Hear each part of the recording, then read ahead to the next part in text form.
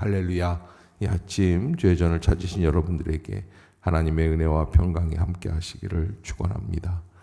오늘 사도행전 2장, 이제 사도행전을 시작을 하면서 하나님께서 이 땅에 어떠한 모습으로 역사해 주시고 구원의 길을 열어 주시는가. 그래서 사도행전이 시작이 되는 게 바로 유월절 예수 그리스도의 십자가의 죽으심을 통해서, 그리고 며칠 뒤에요, 오순절이 이제 시작이 돼요. 이제 바로 50일이 지났다는 거예요. 그래서 오순절에 무슨 역사가 일어나느냐면 성령의 충만한, 성령의 세례, 성령의 충만한 사건이 마가다락방에서 사도행전 2장에서 이루어지게 됩니다. 그래서 이렇게 얘기할 수 있습니다. 6월절에서부터 시작된 그리스도의 구원이 오순절에 성령의 역사로 이 백성들에게 임하게 되었다는. 그래서 성령이 이 땅에 오시는 것은 예수 그리스도 대신 우리의 심령을 회복시키시고 온전케 하시고, 그래서 구원에 합당한 심령으로 인도해 주시는 성령의 충만을 주시기 위함이다. 아멘. 그래서 6월절이라는 것은 매우 중요합니다. 하나님이 6월절에 이스라엘 백성을 애굽에서 나오게 하시죠. 그리고 오순절은 뭐냐면 그로부터 50일 뒤에 시내산에서 모세가 어떻게 됩니까? 하나님의 율법을 받게 돼요. 십계명을 받는 거예요. 그래서 말씀의 역사가 이루어지는 현장이 오순절인데, 자, 이제 이 오순절에 어떠한 역사가 이루어지는가? 2장 1절에 보면 오순절 날이 이미 이름에 그들이 다 같이 한 곳에 모였더니. 그래서 여러분, 우리가 하나님 안에서 신앙생활을 할 때 참 중요한 거는 교회가 어떻게 해야 합니까? 다 함께 한 곳에 모였다. 이렇게 한 곳에 모였다. 그래서 같은 공간에 모여서 예배드리는 이 형태가 매우 소중하다라고 하는 것을 잊지 마셔야지 돼요. 그래서 성령께서 그 은혜 가운데에서 역사해 주신다. 2절에 보면 호련히 하늘로부터 급하고 강한 바람 같은 소리가 있어 그들이 앉은 온 집에 가득하게 되었다. 하나님의 역사가 바람처럼. 그런데 여기 2절에 보면은 특별한 단어 하나가 나오는데 소리입니다. 소리. 이게 이제 소리라는 게 이제 우리가 전화를 영어로 뭐라 그래요? 텔레폰, 그러죠. 폰이라는 게 소리예요. 폰 그러는데 이 폰이 있었다는 거예요. 무슨 소리가 있는가? 소리는 뭘로 듣죠?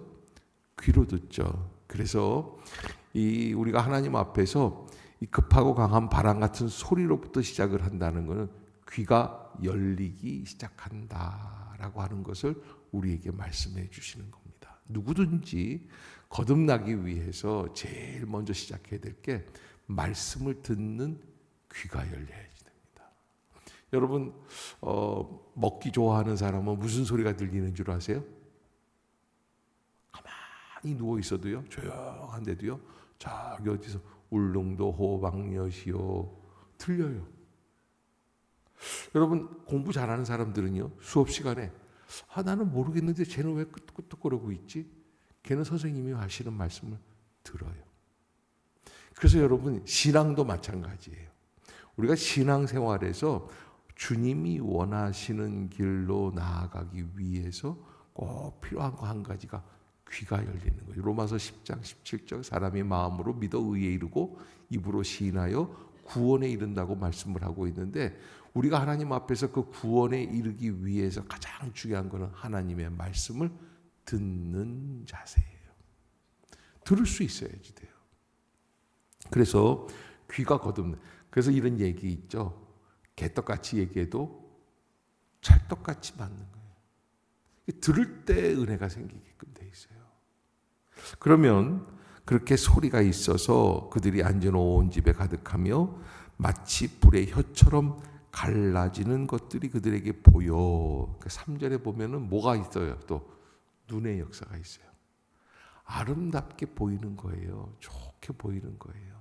복되게 보이는 거예요. 그래서 여러분, 우리가 하나님의 은혜를 체험하고 믿음으로 살아갑니까? 그러면 복되게 볼 수 있는 은혜가 있기를 주의 이름으로 축복합니다. 보이지 않으면 우리는 아무것도 감동이 없어요. 그래서 볼 수 있는 은혜가 열려야지 돼요.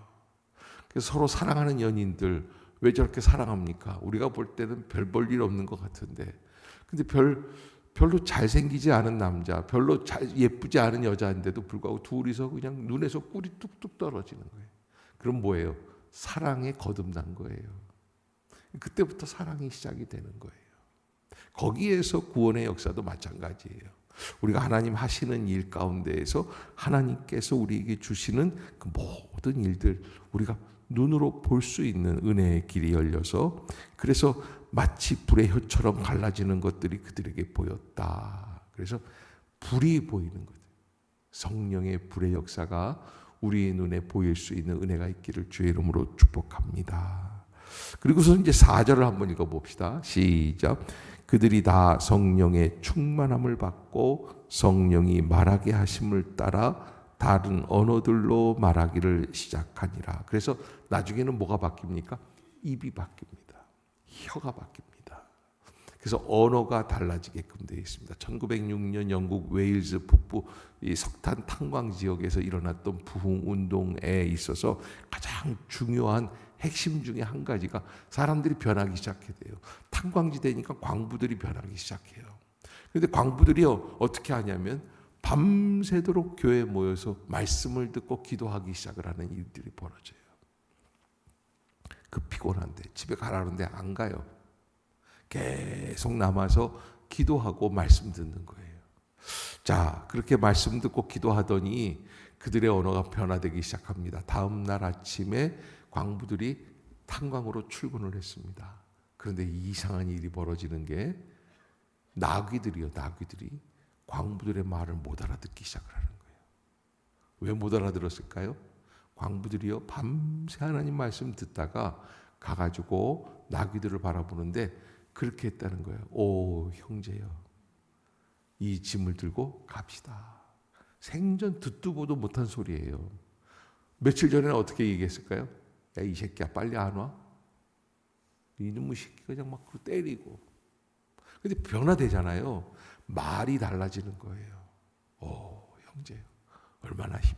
이게 나귀가 이게 주인 맞아.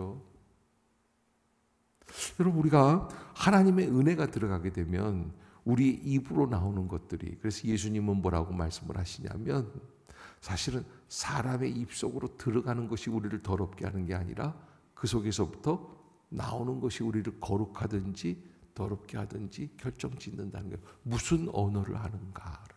삐딱한 사람은 꼭 삐딱한 말 합니다. 성실한 사람은 성실한 언어를 갖게끔 되어 있습니다. 모이자 그러면 그래 모여야지. 목사님 말씀대로 모여야지. 꼭 왜 모여야지 돼? 요거 삐딱한 거예요. 인생에 다 어려움이 있어요. 그래서 가만 보세요. 저는요 이렇게 말씀을 드릴 수 있어요. 여러분의 인생에 파도가 많습니까? 어려움들이 있습니까? 뭐부터 고쳐야지 돼요? 언어부터 한번 바꿔보세요. 아멘. 달라지게끔 돼 있어요. 나중에 늙어 죽을 때까지 못 바꿔요. 이거 천성이에요. 생겨 먹었어요. 쉽지 않아요. 그러나 바꿀 수 있는 비결이 있어요. 성령의 은혜는 바꾸게끔 돼 있어요.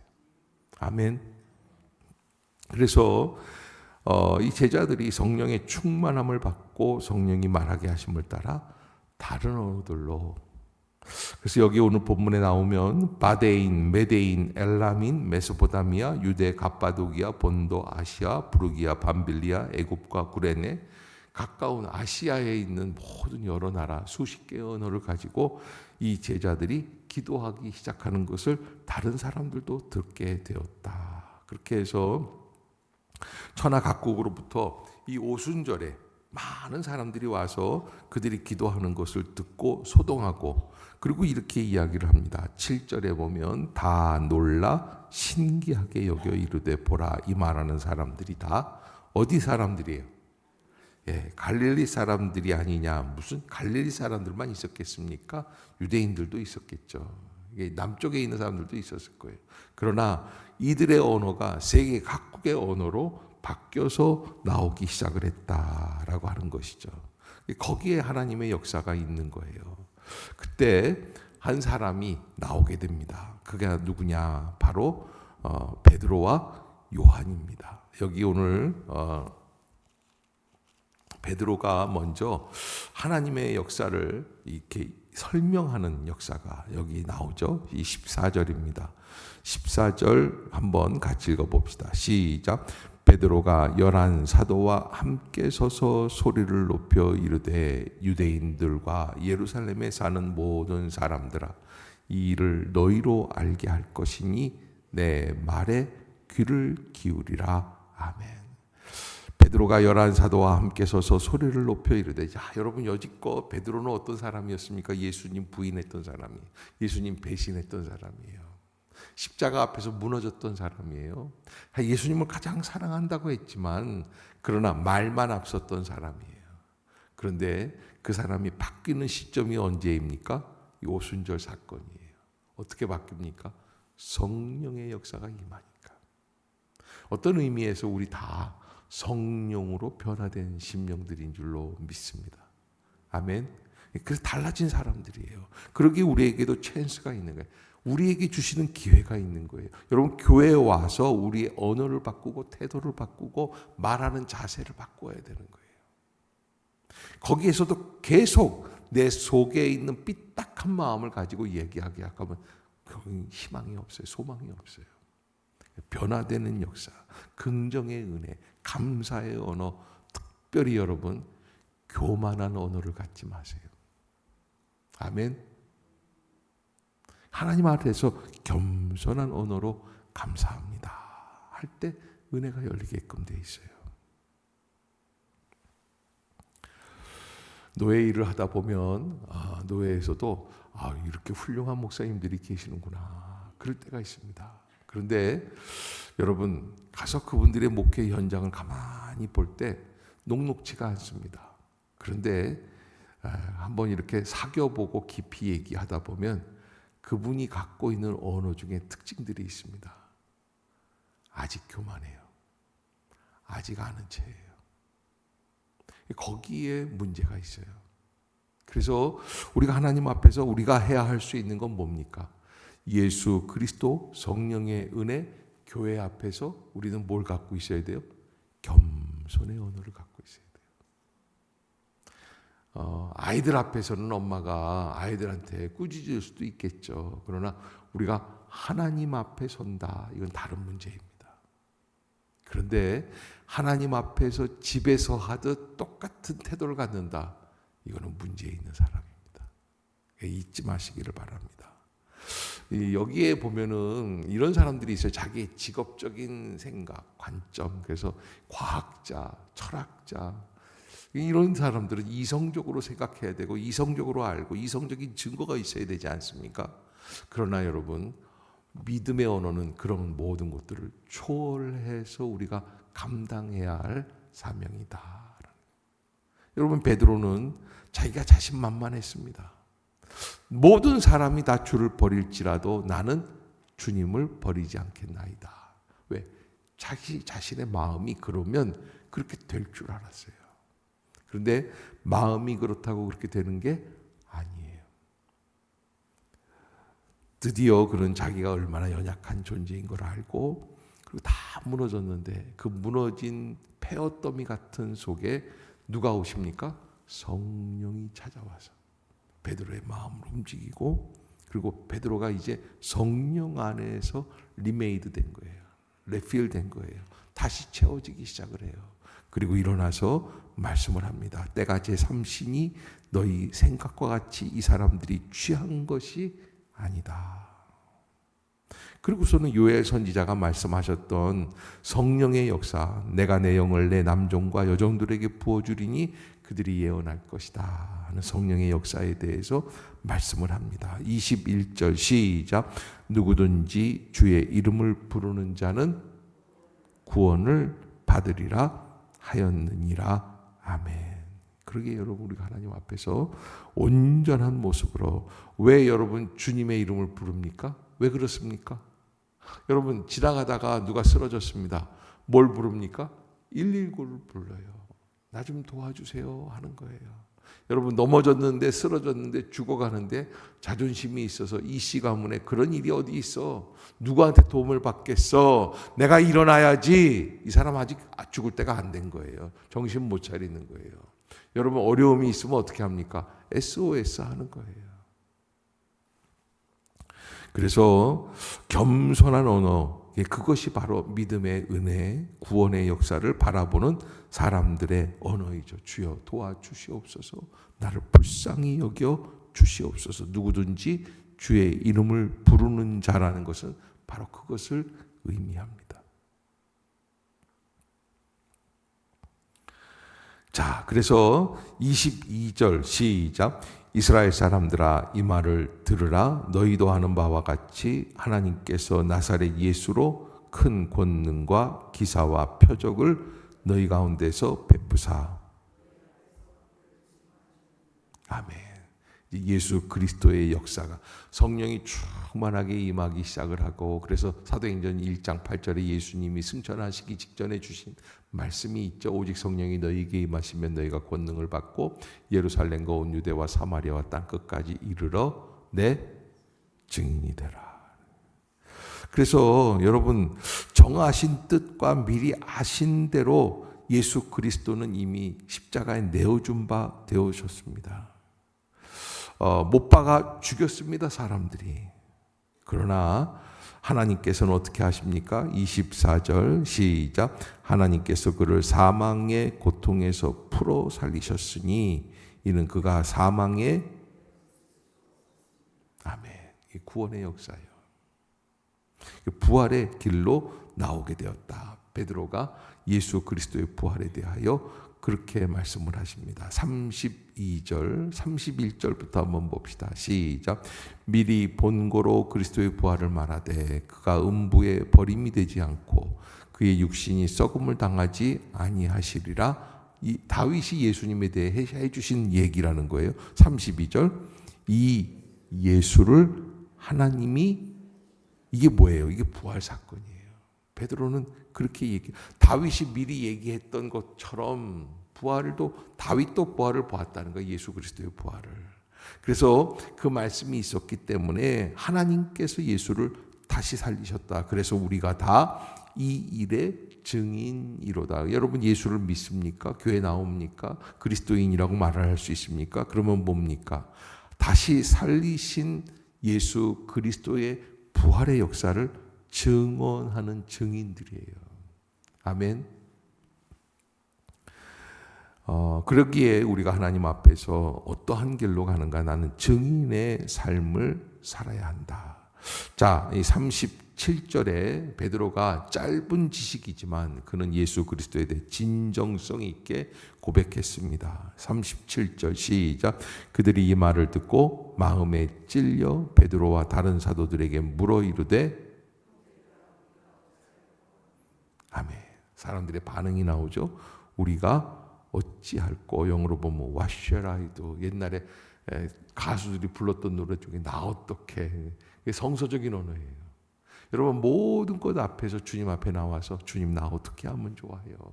What shall I do? 나 어떻게 해야 구원을 받겠습니까? 우리가 어찌할꼬. 베드로가 이르되 너희가 회개하여 각각 예수 그리스도의 이름으로 세례를 받고 죄사함을 받으라. 그리하면 성령의 선물을 받으리라.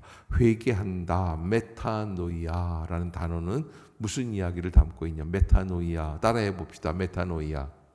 이게 회개예요. 회개는 뭐예요? 울고 짜고 뭐 이러는 거죠. 그런데요, 그런 거 아니에요. 메타노이아. 방향을 바꾸어서 돌아서는 거예요. 내가 태양을 등지고 있었다면, 그래서 부정적인 길로 갔다면 이제는 어떻게 하는 거예요? 태양을 향해 돌아서는 거예요. 긍정의 길로 가는 거예요. 불순종의 길로 갔다면 순종의 길로 바꾸는 거예요. 방향이 달라져야지 돼요. 그래서 천국으로 하나님 나라를 향하여 간다고 하면서 계속 어둠의 길을 향해서 가는 사람들이 있는데 그거는 허울뿐인 신앙이에요. 그거는 진정한 신앙이 될 수 없어요. 그래서 내가 바뀌어야지 돼요. 그 메타노이아, 회개한다라는 회개한다. 그렇게 하면 성령을 선물로 받을 것이다. 그래서 39절 시작. 이 약속은 너희와 너희 자녀와 모든 먼데 사람 곧 주 우리 하나님이 얼마든지 부르시는 자들에게, 하나님의 약속이라는 거예요. 우리가 방향을 돌아서면, 주님 아시지요? 제가 이렇게 못났습니다. 부족합니다. 나 어떻게 하면 좋습니까? 그리고 주님 앞에 나와서 긍정의 방향으로 돌아서라는 거예요. 순종의 길로 나아가라는 거예요. 말만 하지 말라는 거예요. 메타노이아 하라는 거예요. 돌아서야지 돼요. 기도의 자리로 나왔습니까? 마음의 자세를 바꾸십시오. 아멘 함으로 하나님께 영광을 돌려야만 합니다. 교만한 자리에 서 있지 마시기를 바랍니다. 그날 3,000명이 이 말에 회개하기 시작을 합니다. 이게 초대교회 성령의 역사의 첫 번째 열매입니다.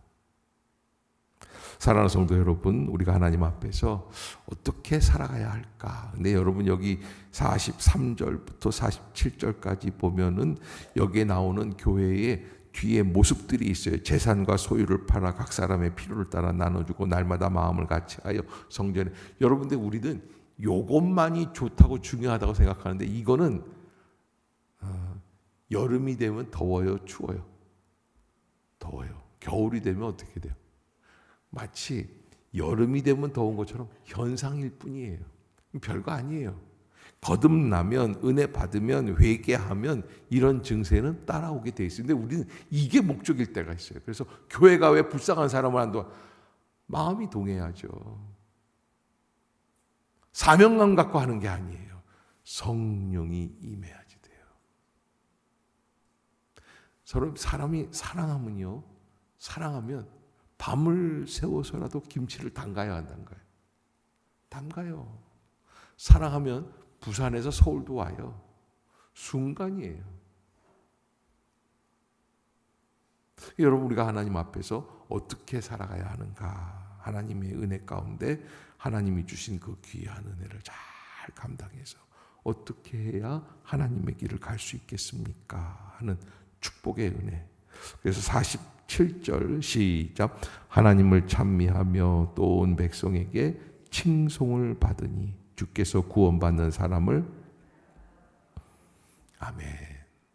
요즘같이 어려운 시대이지만 우리 행신 임마누엘 교회 하나님께서 이러한 귀한 구원의 문을 열어주시어서 날마다 칭찬받고 백성의 수가, 성도의 수가 늘어날 수 있는 부흥의 역사가 있는 하나님의 축복의 전당이 될 수 있기를 주의 이름으로 축복합니다. 기도하겠습니다.